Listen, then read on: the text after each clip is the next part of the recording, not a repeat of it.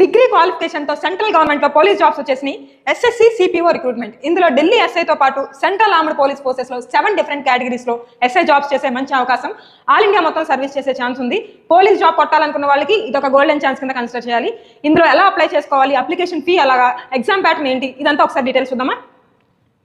Vacancies చూడండి 2861 ఉన్నాయి all over ఇండియాలో.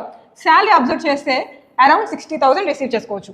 నెక్స్ట్ అప్లికేషన్ డేట్ చూడండి 26th సెప్టెంబర్ నుంచి స్టార్ట్ అయిపోతుంది.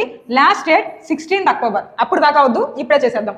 నెక్స్ట్ ఒకసారి క్వాలిఫికేషన్ చూడండి, ఎనీ డిగ్రీ, మీరు BA చేసినా, BSc చేసినా, BCom చేసినా, బీటెక్ చేసినా, you are eligible to this post.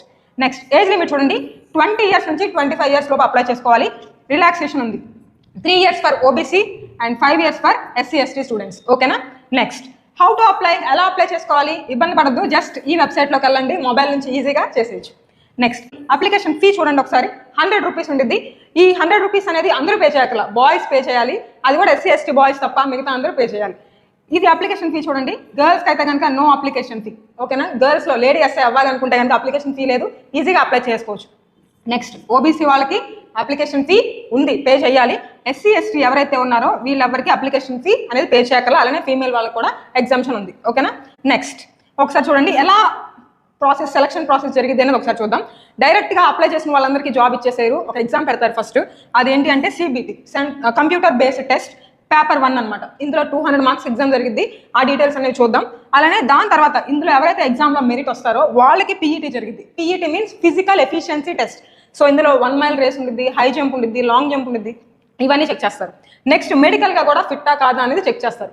దాని తర్వాత ఇంకొక ఎగ్జామ్ ఉంది, ఎందుకంటే SI కదా, ఒక ఎగ్జామ్తో ఇచ్చేసారు. సెకండ్ ఎగ్జామ్ కూడా ఉంది. ఇందులో ఓన్లీ ఇంగ్లీష్ నాలెడ్జ్ చెక్ చేస్తారు. రీడింగ్ కాంప్రహెన్షన్ అలానే ఇంగ్లీష్ అండర్స్టాండింగ్ బేస్డ్ మీద ఒక 200 మార్క్స్ ఎగ్జామ్ ఉంటుంది. ఇది కూడా మీరు గెట్ త్రూ అయితే కనుక you will be the next winner. Okay. Next ఒకసారి చూడండి ఎగ్జామ్ ప్యాటర్న్ అనేది ఒకసారి చూద్దాం.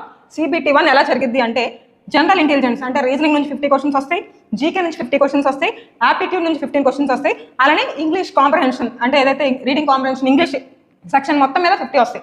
టోటల్గా మీరు అబ్జర్వ్ చేస్తే 200 క్వశ్చన్స్ ఉన్నాయి, 200 మార్క్స్ ఎగ్జామ్ జరిగింది. ఇంకొకటి మీరు అబ్జర్వ్ చేయాల్సింది ఏంటంటే నెగిటివ్ మార్కింగ్ ఉంది.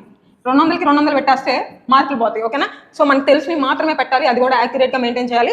అలానే 200కి కట్ ఆఫ్ కూడా 130, 140 ఇలా ఉండే ఛాన్స్ ఉంది. కాబట్టి మీరు బాగా ప్రిపేర్ అవ్వాలన్నమాట. ఓకేనా. సో నెగిటివ్ మార్కింగ్ ఉంది, కొంచెం గట్టిగా ప్రిపేర్ అవ్వాలి.